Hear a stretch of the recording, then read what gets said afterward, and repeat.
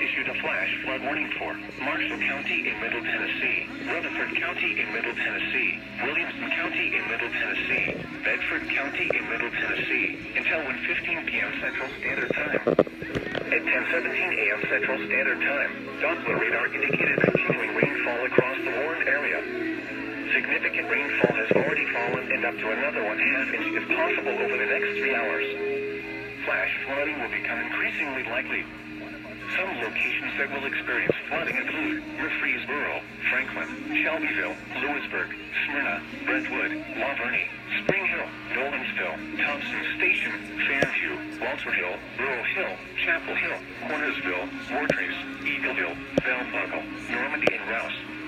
Turn around. Don't drown when encountering flooded roads. Most flood deaths occur in vehicles. Stay away or be swept away. River banks and culverts can become unstable and unsafe.